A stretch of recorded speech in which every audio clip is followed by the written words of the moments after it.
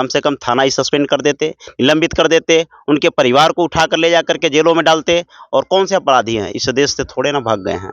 अगर पुलिस प्रशासन चाहती, राजनेता हमारे चाहते, तो ये अपराधियों का अभी तक इनकाउंटर हो चुका होता। कार्रवाई के नाम पर आप लोगों ने देखा होगा कि जो भोले राजभर के द्वारा अतिक्रमण किया गया था कुछ जमीन पर, वहां से अतिक्रमण को हटाया गया है। हमारे साथ बातचीत करने के लिए आप देखेंगे कि परिवार के लोग भी हैं और देवरिया से चलकर आए हैं योगी जी 2। 22 दिन हो चुके हैं और इंसाफ में बहन के हिसाब से अभी कुछ भी नहीं हुआ है। देखिए, मैं आपको अवगत कराना चाहता हूं कि मैं कोई नेता नहीं हूं और मेरा कोई राजनीतिक पार्टी नहीं है।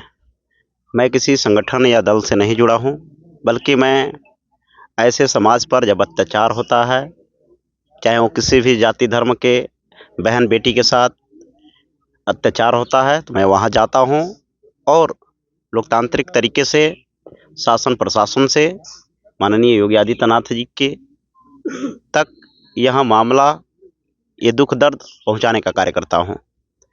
और इसी प्रकरण में आज़ाद बिंद की हत्या जब हुई है, मुझे सोशल मीडिया के माध्यम से जैसे ये सूचना प्राप्त हुई है, आप जैसे पत्रकार बंधुओं के माध्यम से, तो मैं यहाँ पर आया हूँ और बस परिवार से मिलने आया हूँ और यहाँ की स्थिति जानने आया हूँ। 22 दिन के अंदर कार्रवाई, ठोस कोई कार्रवाई नहीं होना, क्या समझ रहे हैं आप? आखिर क्यों नहीं हो रहा है कोई कार्रवाई?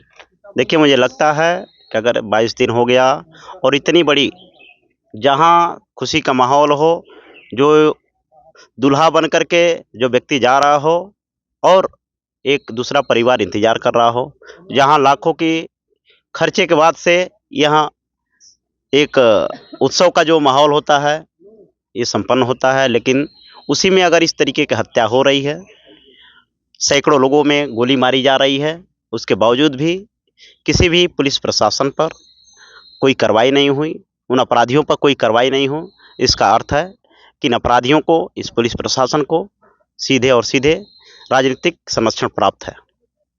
राजनीतिक संरक्षण की बात कर रहे हैं आप, आपके ही समाज के बड़े नेता हैं संजय निषाद, और वो सत्ता के साथ ही हैं।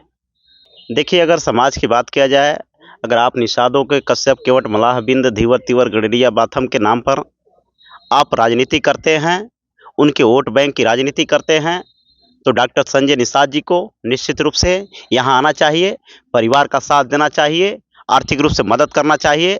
अगर इस तरीके के क्रियाकलापों में, दुख दर्द में परिवार के साथ नहीं खड़े हो रहे हैं, तो यह माना जाएगा कि आप भी उन अपराधियों को संरक्षण दे रहे हैं, उनको बढ़ावा दे रहे हैं।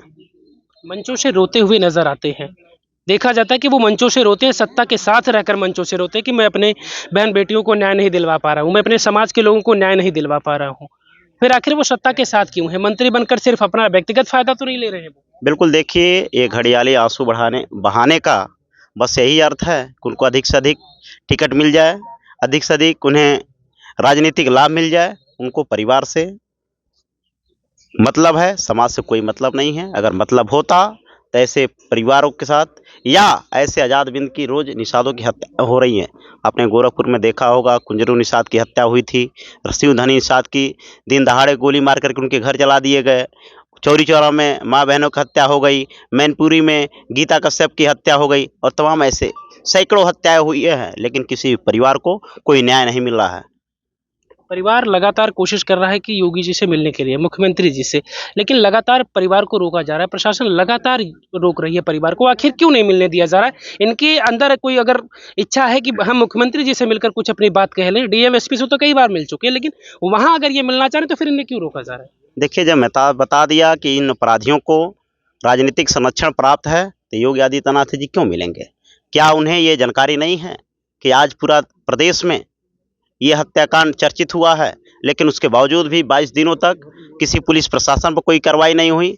कम से कम थाना ही सस्पेंड कर देते, निलंबित कर देते, उनके परिवार को उठा कर ले जा करके जेलों में डालते। और कौन से अपराधी हैं, इस देश से थोड़े ना भाग गए हैं। अगर पुलिस प्रशासन चाहती, राजनेता हमारे चाहते, तो ये अपराधियों का अभी तक इनकाउंटर हो चुका होता, उनके घरों पर बुलडोजर चल चुका होता और इस परिवार को न्याय मिल गया होता। योगी जी कहते हैं कि इस चौराहे पर कोई किसी तरीके की घटना दुर्घटना कांड करेगा तो अगले चौराहे पर फिर उसे यमराज, पुलिस जो है यमराज बनकर बैठी है, वो उसे जाने नहीं देगी। नहीं नहीं, जिस तरीके से हत्याएं हुई हैं और अपराधियों को संरक्षण दिया गया है, इसे यह दर्शाता है कि अगले चौराहे पर हत्या हो रही है और उसके अगले चौराहे पर उन्हें पुलिस की और राजनीतिक लोगों की संरक्षण दिया जा रहा है। तो कब तक आप परिवार के साथ खड़े रहेंगे? ऐसा ना हो कि फिर बहुत सारे लोग आए और साथ के नाम पर, क्योंकि सौम्या कहती है कि साथ के नाम पर कोई साथ खड़ा नहीं है। धरने की बात ये करती है, धरने की घोषणा भी करती है कि मैं धरने पर जाऊंगी, आप लोग सहयोग करिएगा, वहां भी लोग नजर नहीं आते हैं। बिल्कुल, देखिए मैं तो पुनः बता रहा हूँ कि मेरा कोई संगठन नहीं है, कोई पार्टी नहीं है और मैं व्यक्तिगत रूप से बहन सौम्या जी से, परिवार से मिलने आया हूँ और जितना मुझसे मदद हो पाएगा मैं पूरे परिवार के साथ हूँ।